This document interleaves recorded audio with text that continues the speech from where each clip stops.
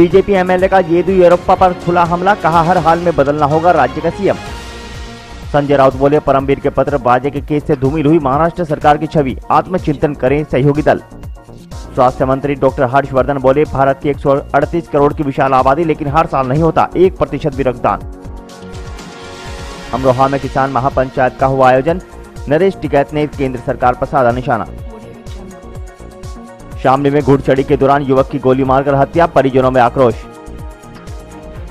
केंद्रीय स्वास्थ्य व परिवार कल्याण मंत्री डॉक्टर हर्षवर्धन ने कोरोना महामारी के दौरान इंडियन रेड क्रॉस सोसाइटी की ओर से की गई सेवाओं की प्रशंसा की। साथ ही यह भी कहा कि देश भर में रेड क्रॉस सोसाइटी के 80 केंद्र ने इसमें अहम भूमिका निभाई है। उन्होंने इस बात पर चिंता जताई कि भारत में स्वैच्छिक रक्तदान करने वालों की बहुत कमी है, जबकि विकसित देशों में 1000 में से 50 लोग हर साल स्वैच्छिक रक्तदान करने के लिए आगे आते हैं, लेकिन भारत में हर साल 1000 में से सिर्फ 8 से 10 लोग ही रक्तदान करने के लिए आगे आते हैं, जिसकी वजह से भारत में रक्तदान करने वालों की बहुत कमी है। इसके लिए जन जागरूकता फैलाना बहुत आवश्यक है। स्वास्थ्य मंत्री डॉक्टर हर्षवर्धन ने कहा कि भारत की कुल आबादी 138 करोड़ है। इतनी विशाल जनसंख्या वाले भारत में 1 करोड़ 40 लाख यूनिट ब्लड की आवश्यकता होती है, लेकिन रक्तदाताओं की कमी की वजह से यह पूर्ति नहीं हो पाती। उन्होंने कहा कि अगर इतनी विशाल जनसंख्या में से मात्र 1% भी हर साल रक्तदान करते हैं तो ब्लड की आवश्यकता बहुत ही आसानी से पूरी हो जाएगी, वहीं रक्त की कोई कमी भी नहीं होगी। यूपी के अमरोहा जनपद के गाँव शाहजहांपुर में किसान महापंचायत को संबोधित करते हुए किसान नेता नरेश टिकैत ने केंद्र और प्रदेश की बीजेपी सरकार पर निशाना साधा। उन्होंने कहा कि मोदी सरकार किसानों के साथ सही नहीं कर रही। तीनों कृषि कानून जब तक वापस नहीं होंगे तब तक हमारा आंदोलन जारी रहेगा। बता दें कि तीनों कृषि कानूनों के विरोध में आज भारतीय किसान यूनियन के नेता नरेश टिकैत ने किसान महापंचायत को गाँव शाहजहांपुर में संबोधित किया। उन्होंने इस मौके पर केंद्र की मोदी सरकार को किसान विरोधी बताया। उन्होंने कहा कि हम लोग वार्ता के लिए तैयार हैं, लेकिन सरकार वार्ता के नाम पर सिर्फ ड्रामा कर रही है। हकीकत में किसानों को जो न्याय मिलना चाहिए वह सरकार नहीं दे पा रही। उन्होंने कहा कि हमारी लड़ाई जारी रहेगी। अखिल भारतीय संयुक्त किसान मोर्चा के नेताओं का जो नेतृत्व मिलेगा उसके आधार पर हम संघर्ष करते रहेंगे।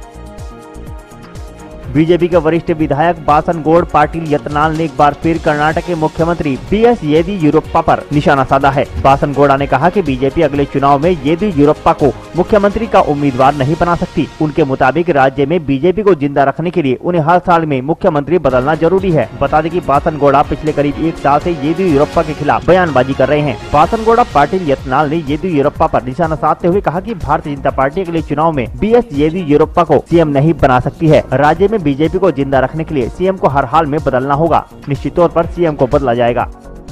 शिवसेना के नेता संजय राउत ने रविवार को स्वीकार किया कि मुंबई पुलिस के पूर्व आयुक्त परमवीर सिंह द्वारा गृह मंत्री अनिल देशमुख पर लगाए गए आरोपों और सचिन वाजे प्रकरण के कारण राज्य की महाविकास आघाड़ी सरकार की छवि को नुकसान हुआ है। इसके साथ ही राउत ने कहा कि सभी सहयोगी दलों को आत्मचिंतन करने की आवश्यकता है कि उनके पैर जमीन पर है या नहीं। राउत ने संवाददाताओं से कहा कि कुछ ठीक किए जाने की जरूरत है और सत्ताधारी सहयोगी दलों को आपस में बैठकर चर्चा करनी चाहिए कि यह दाग कैसे धुलेंगे। राउत का बयान ऐसे समय पर आया है जब महाराष्ट्र के मुख्यमंत्री उद्धव ठाकरे को शनिवार को लिखे पत्र में सिंह ने आरोप लगाया था कि देशमुख पुलिस अधिकारियों को बार और होटल से प्रतिमाह 100 करोड़ रुपए वसूली के लिए कहते थे। राज्य के गृह मंत्री देशमुख ने इन आरोपों का खंडन किया है। राउत ने कहा, सरकार या मंत्रियों पर लगे इस तरह के आरोप दुर्भाग्यपूर्ण और चौंकाने वाले हैं। सिंह के पत्र में जो कुछ भी लिखा है वह सनसनी पैदा करने वाला है। उन्होंने कहा, पत्र की विषय वस्तु की सच्चाई और जाँच मुख्यमंत्री उद्धव ठाकरे और शरद पवार करेंगे।